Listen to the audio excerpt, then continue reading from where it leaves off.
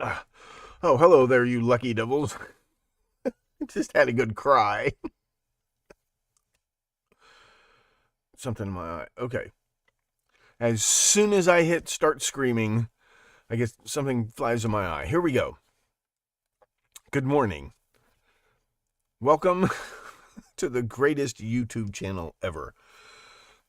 I'm Professor Thomas Henry Horan. I was recently on the Zodcast with Drew Hurst Beeson. It is the Zodcast, right? And he and I were talking about all the things he doesn't know about Zodiac and all the things I don't know about his work. We're finally starting to work together a little bit on this.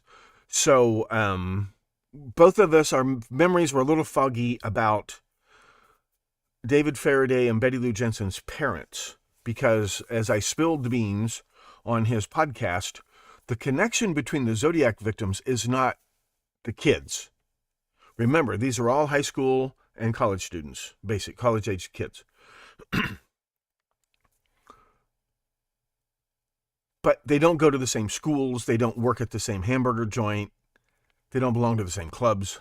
What's going on? Darlene may have been, Mike, involved in petty crime.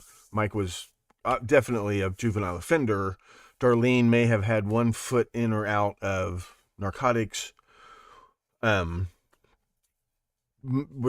like this with all the cops, but not the cops would come in the pancake restaurant. She's very popular. She was smart. She was cute. She worked hard. So we talked about who actually owned that IHOP where she worked before Terry's.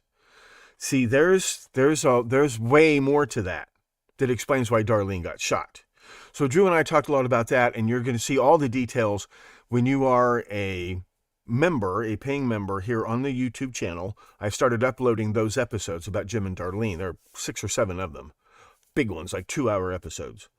And you've already been watching those if you've already been a premium subscriber. You can no longer subscribe to the premium website. Sorry.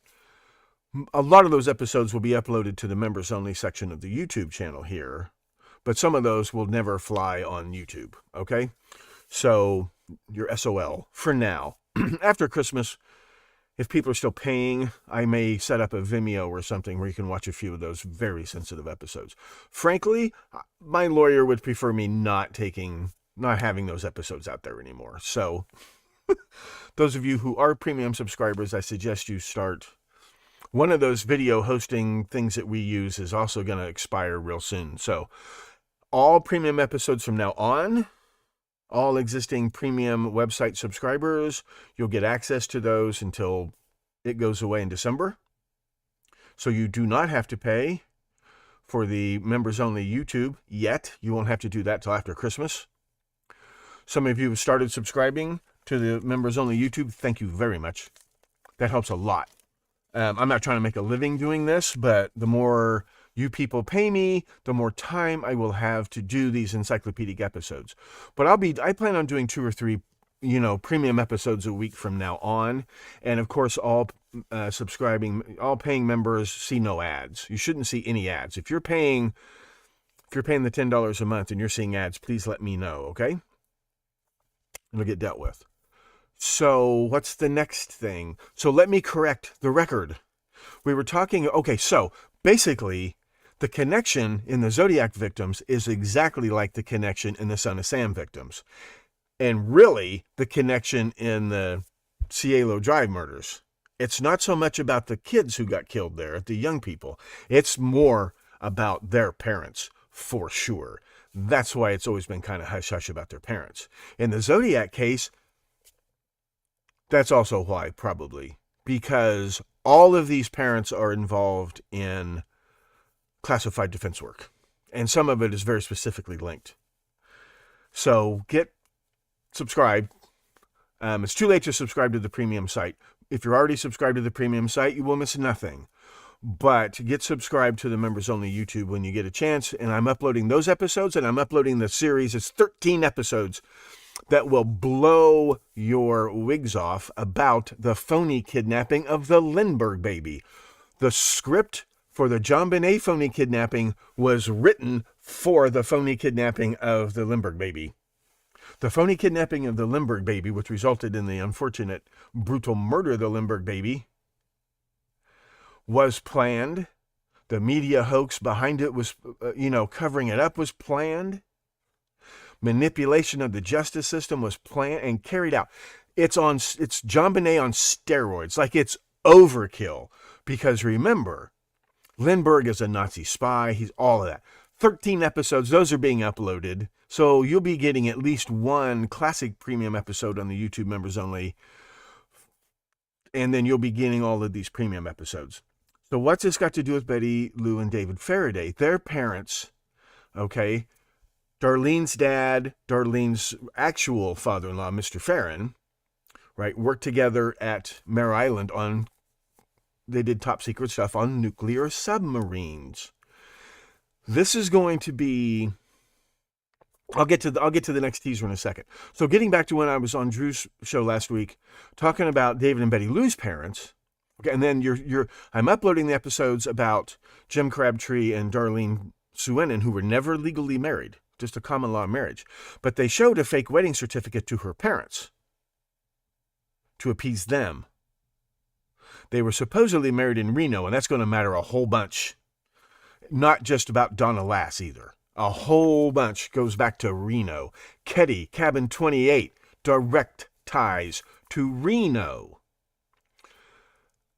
But coming back to David and Betty Lou, so what do their parents do? Colonel Jensen, now Drew thought he retired from the Air Force, and I thought he retired from the Army. He was definitely in the Army till 1946. Then he retired in 63. He may easily have done exactly what Hal Snook did.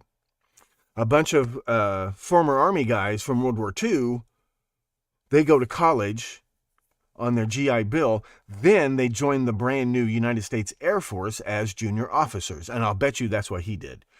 The only photograph we have of him in uniform, that's an Army uniform.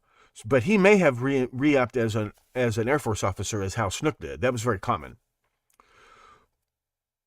But I don't think so. I think he was still Army, and I'll tell you why. Betty Lou was born in Pueblo, Colorado. That's Fort Carson. That's chemical warfare. The only chemical warfare really, Agent Orange, that's Agent Orange, and that all falls under chemical warfare. But mainly napalm. Napalm was the go-to weapon in the Vietnam War. Most people who died in the Vietnam War burned alive from napalm. This is gasoline. It's gasoline that has no detergents, no additives, whatever. And then when the military gets it, they add the gel to it and make the weapons. But they need a lot of it in bulk. They use napalm in bulk for flamethrowers, flamethrowing tanks. Are you with me? So these ships that are filling up, is it Treasure Island where they do this? It's Treasure Island, right? Where they fuel the ships and fuel the tankers is Treasure Island. So you need a guy in the government general services, the ones who supply the military with their stuff, a lot of it. Food, medicine, fuel. You need a retired military officer who knows about pipelines and who knows about all that stuff. That's what they have at Fort Carson. What he did at Fort Carson was work with the pipelines in the napalm program. So when he retires, he goes to work for the government general services, whatever, and he liaises with the estimator, the pipeline engineer at PG&E. Because that person in the general services office, he has to have security clearance, has to have experience. The civilian employee who works for PG&E, right, he can't work for the government at the same time. So these are the two guys who liaise with each other. This is classified work. And, of course, this goes right hand in hand with the classified work, but the very specific classified work being done by Leo Suennen and Arthur Farron, Darlene Farron's father-in-law, they work on the nuclear submarines, the attack subs and the missile subs. That's what they do. And they do something very specific. They're doing something very specific to those submarines. And that is linked directly to Jim Crabtree's family, and that is the direct link to the Sherry Joe Bates murder. There is a link between the Sherry Joe Bates murder and the other Zodiac murders, and it's Jim Phillips Crabtree. Watch, get subscribed, okay? We talked about this on Drew's show. So that's where we got confused. David Faraday's father was a full-time employee of Pacific Gas and Electric, pipeline engineer, who worked directly with the military supply people to get all the tanks filled on Treasure Island or whatever. And Colonel Jensen, he may have been Air Force. I'm pretty sure he was Army because they were stationed at Fort Carson, and that's where Betty Lou was born. Coincidentally enough, you know who else lived at Pueblo, Colorado? I forgot. No. The Faradays and the Jensens.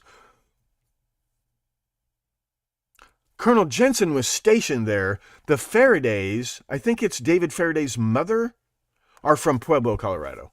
They knew each other. They knew each other from way back. If he were Air Force, they may have been at Colorado Springs. They could have been at NORAD. They could have been at Space Command. But I'm pretty sure he was Army. The only records I found, well, his second enlistment is secret. I can't find any information about it. And apparently Drew couldn't either. Hi, Shane. Warfare.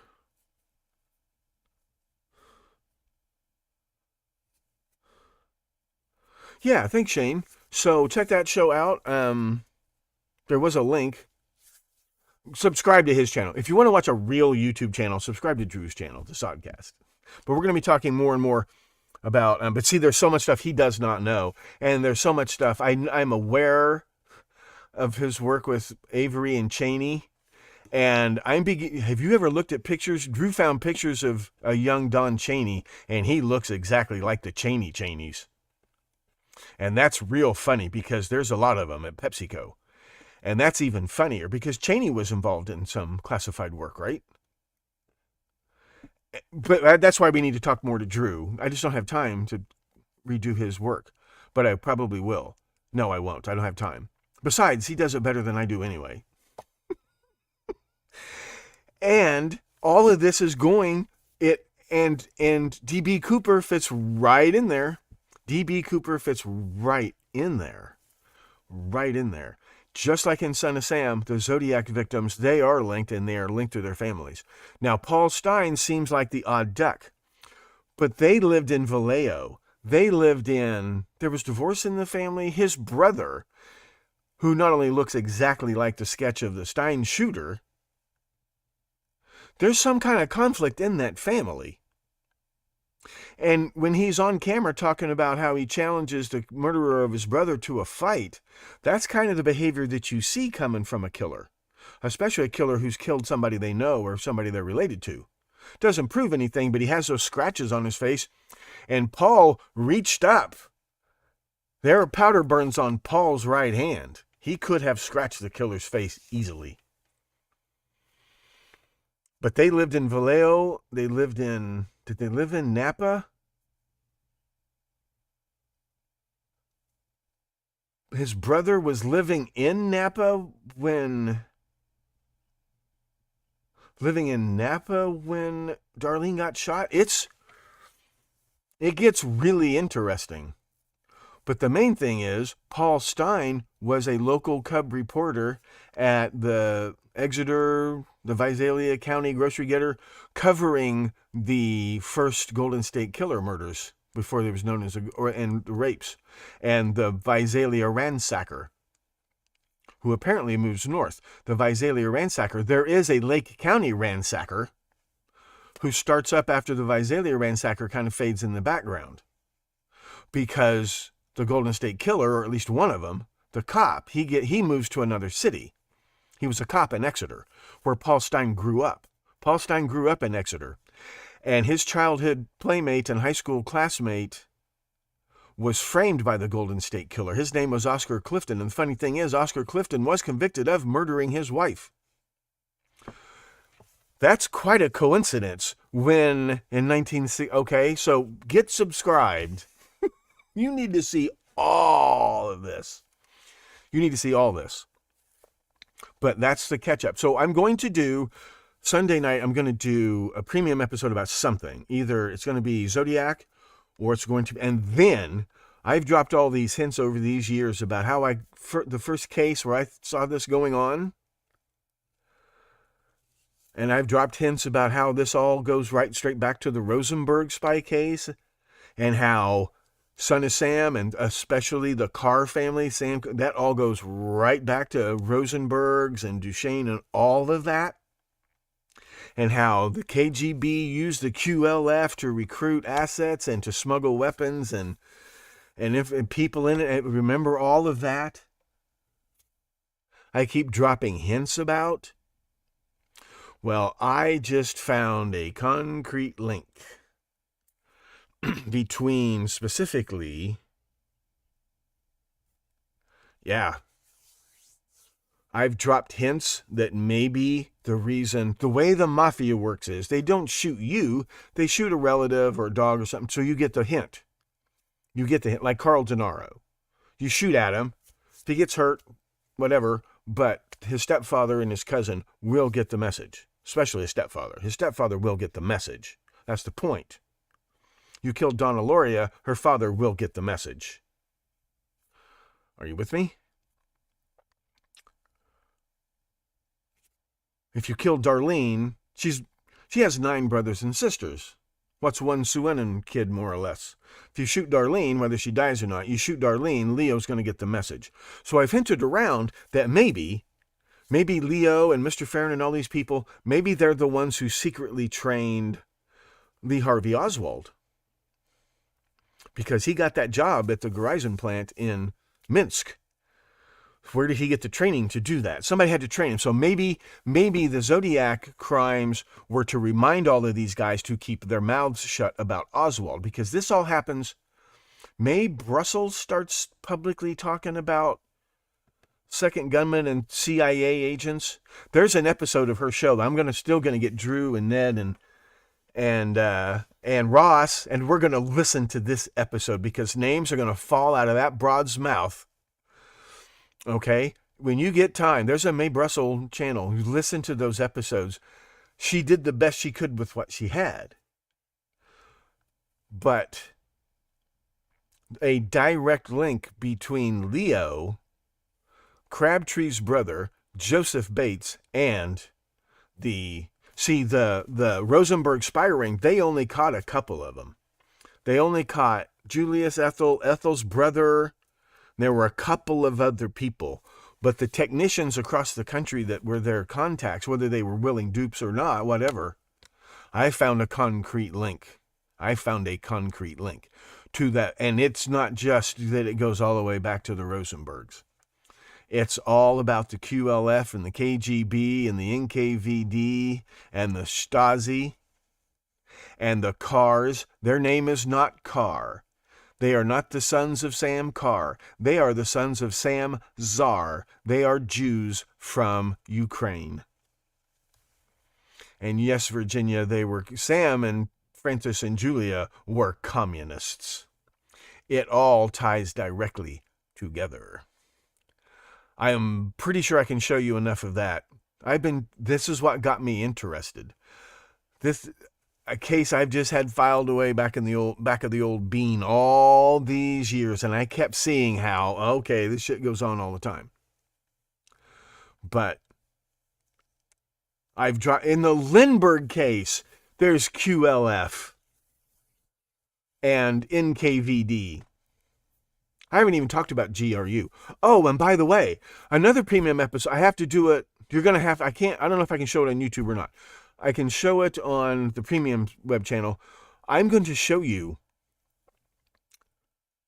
John Le Carre. What was his real fucking name? He was a real MI6, and he got in some hot water for being a little too realistic in his novels.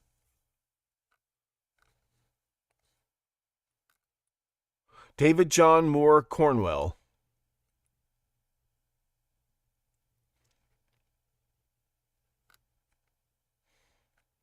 The spy who came in from the cold. Very, very realistic. It's not like that for everybody, but it does get done. And it was the first... Yeah. Tinker, Tailor, Soldier, Spy. This is based on a true story. This is based 100% on 100% accurate information about a double agent sting the KGB ran on Western intelligence. In the novel, it's all, and then they made it into a BBC miniseries. The novel was published in 1974.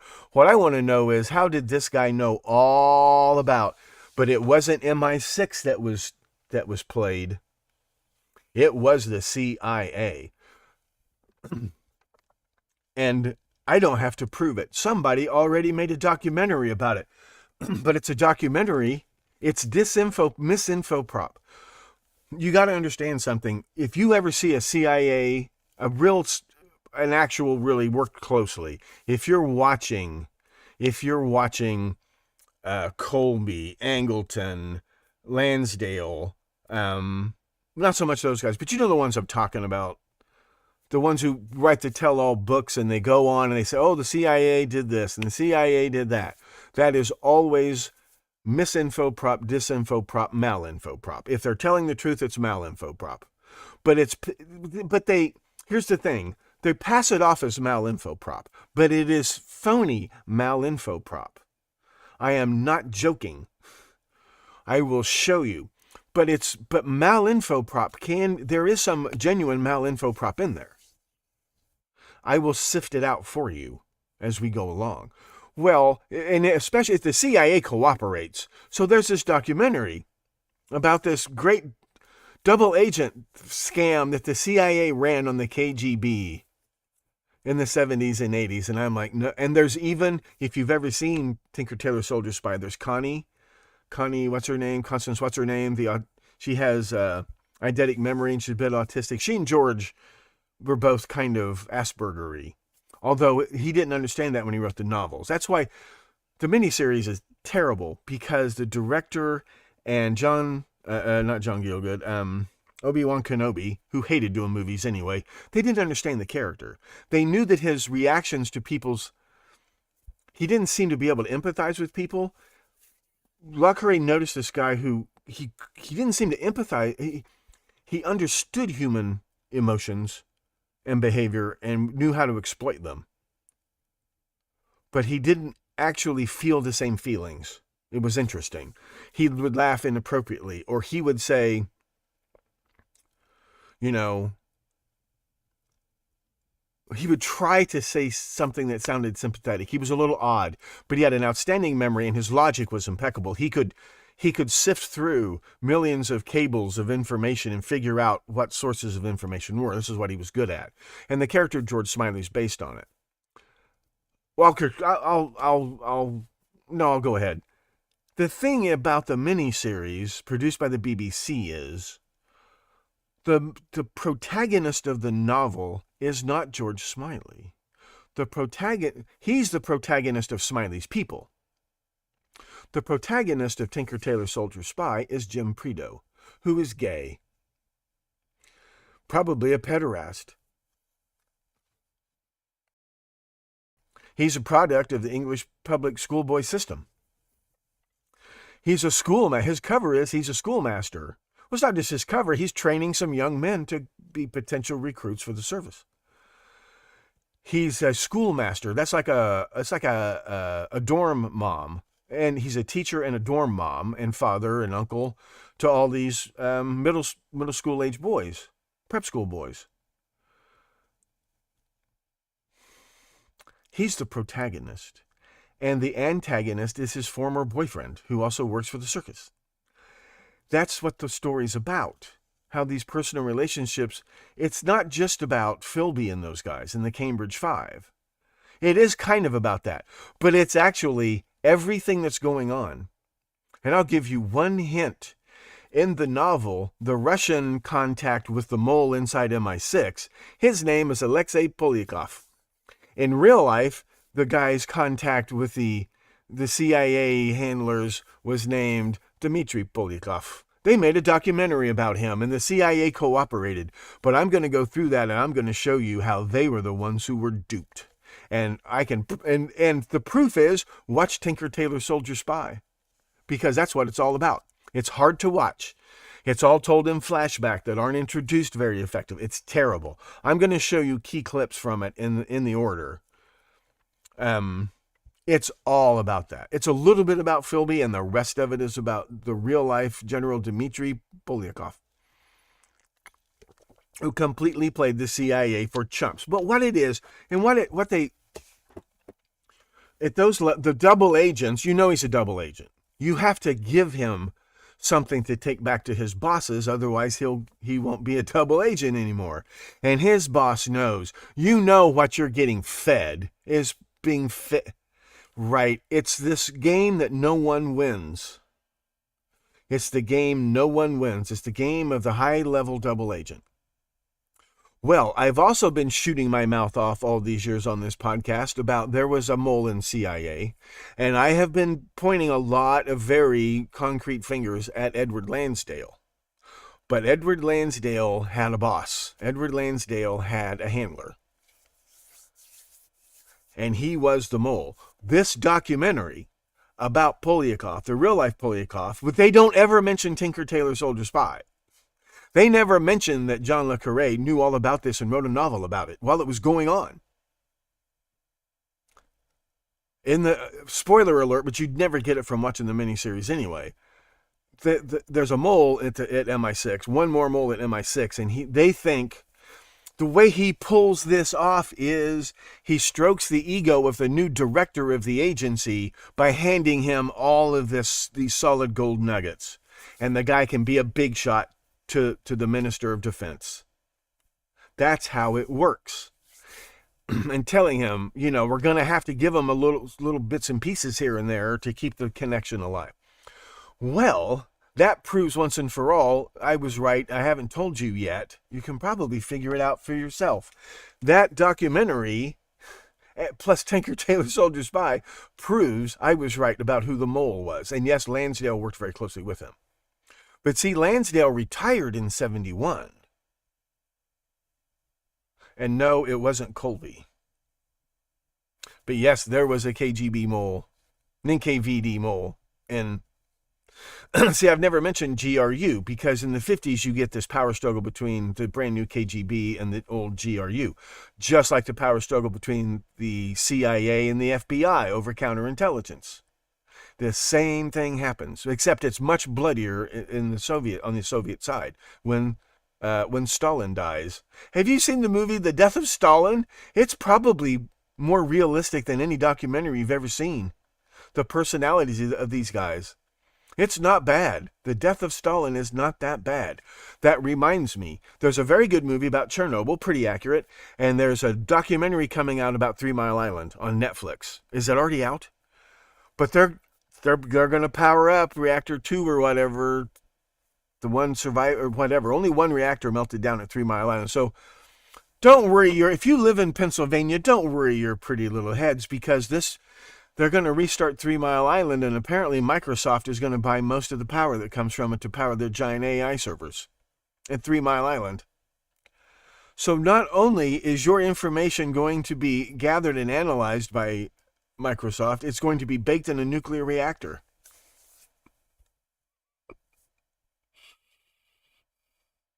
They might open it to fitness and health tourists.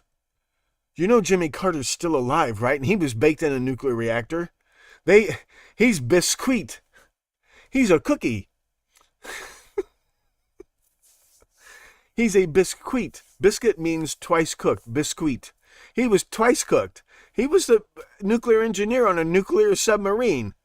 And now that I'm thinking about it, when was he the nuclear engineer on a nuclear submarine? Did he ever get off the boat at Mare Island or Treasure Island?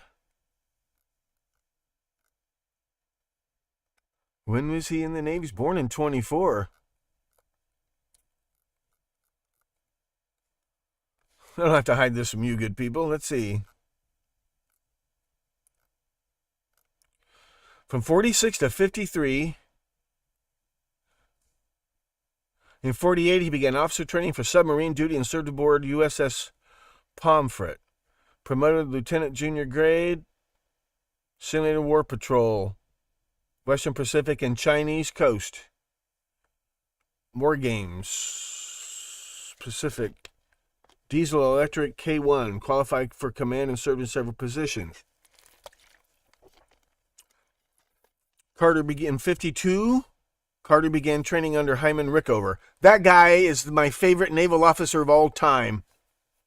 Hyman G. Rickover. They said he was also in charge of supervising all the civilian nuclear power plants. He trained all of those plant managers and plant operators personally. They said he would call every day to see if there was a problem. And there was no good morning, this is Admiral, none of that.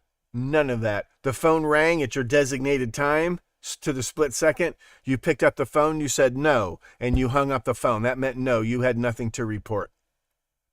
Because, if there'd been email or text, he would have been over the moon. They said that you could call him at home at 3 o'clock in the morning and tell him, we were putting the cover on the reactor vessel and we dropped a bolt. We have to tear the whole reactor apart, and he'd say, no, if you crawl underneath, there's this access plate, you get to the thing, you take the magnet, you go in and get your bolt back. They said he would answer any question at any time, day or night, but he do not waste his time. And he had no time for sergeants. He had no time for senators. And he built America's nuclear fleet, the best nuclear submarine fleet the planet has ever seen.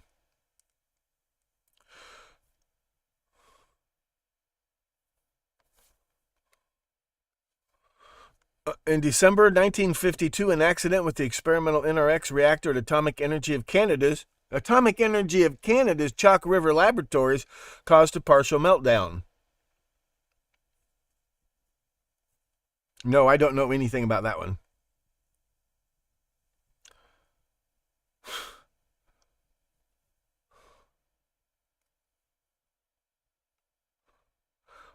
Carter was ordered to Chalk River to lead a U.S. maintenance. I'm telling you. Remember that bit that Sam Kinison used to do about we sent some volunteer doctors and engineers and people to Chernobyl, and he's like, wow, that's really amazing. It was our big enemy, and we're sending all this humanitarian aid, and we're sending in all these experts. He said, I got to thinking, what kind of guy volunteers to face a runaway nuclear reactor, for God's sake? What kind of person would do that? And then I realized, of course, married men who've already seen the face of hell. And then he does his little impersonation of the married nuclear engineer getting off the plane in Russia, I was doing the scream, the Sam Kinison scream. I was married to hell's biggest bitch for 3 years. Show me your reactor. Show it to me. That was his catchphrase that I loved, was show it to me. He would do that all the time. Show it to me.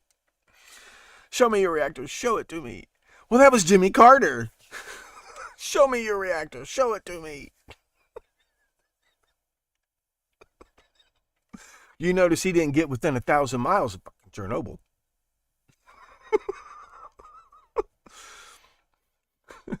Don't let the goofy smile fool you. He was stupid like a fox. Told his mother, he met with some political advisors, Mama, I'm going to run for president. And his mother literally said, president of what?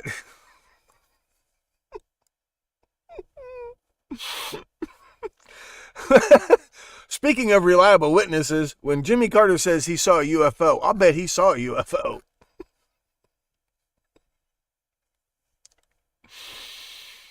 Oh, yeah, Rickover was born in Poland. So was Dr. Werner Spitz.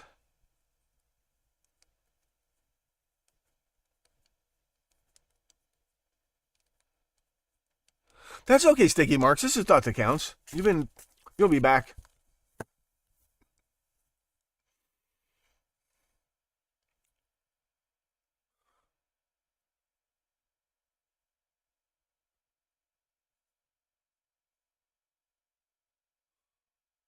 Yeah, Spycatcher. Oh, Anthony Blunt. Yeah. You really have cover-ups in Great Britain. I don't know if you know this. They're all about exposing cover-ups in America, and God bless them. But you people live in a censored media environment. Australia apparently there's no censorship. Apparently not.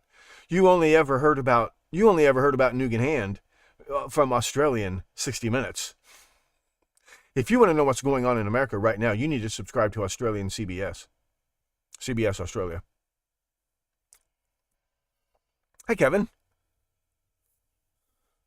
13 viewers. So once again, go back to the beginning of this episode. The things I got wrong.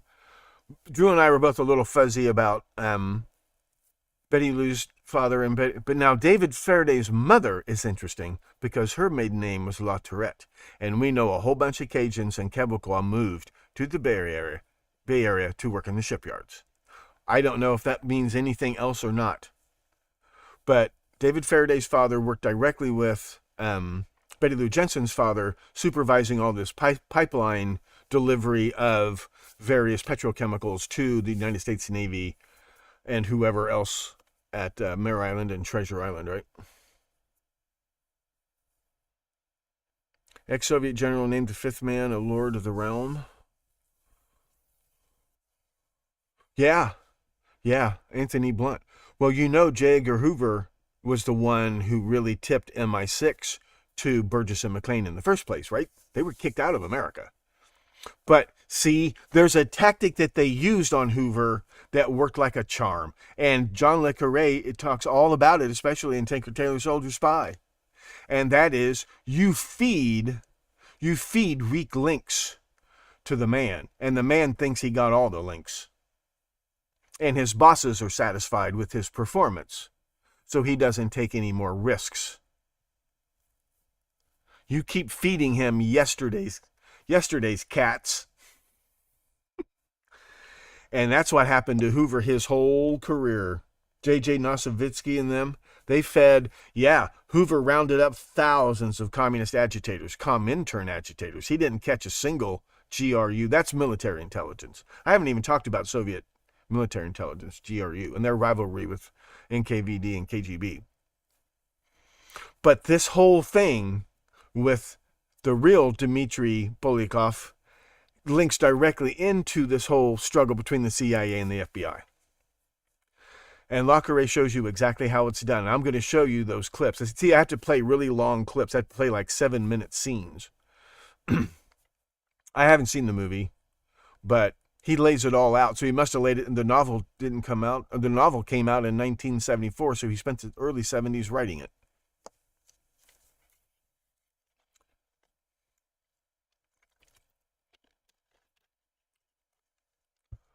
Well, have I wasted enough of your time this morning? So you're going to get premium episodes about David and Betty Lou, a premium episode about that, the whole about the KGB mole, and how it links the Rosenberg spy ring directly to Leo and Mr. Farron, Leo Swin and Mr. Farron, plus other links. Plus, you're going to see, what's the other premium episode about? I got another premium episode. I'm working on 3 episodes simultaneously. So you'll get something tomorrow night. That's right, Sticky Marks. That's right. Well, hang in there, ladies and gentlemen.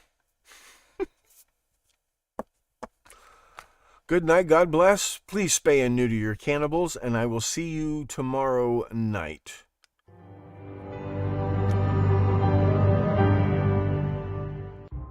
I'm Professor Thomas Henry Horan, asking you to please stay plugged in to the Stones Unturned podcast. He reads everything.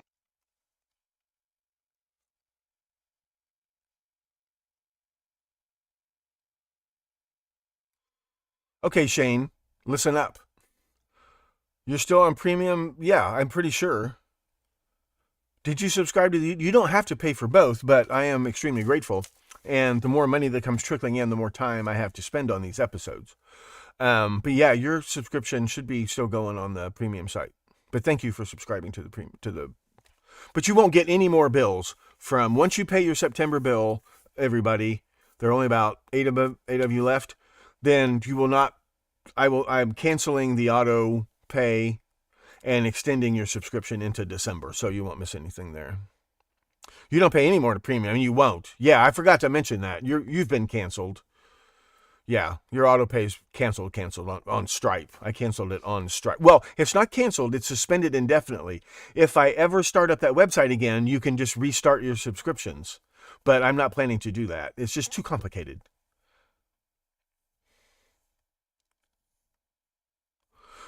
I've canceled your website, the premium website, Sticky Marks. I canceled your auto renewal.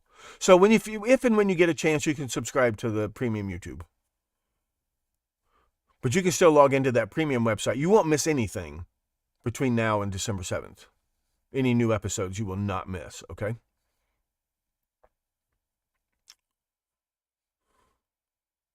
Yeah, good questions, everybody. Thank you very much. I will see you presumably Sunday.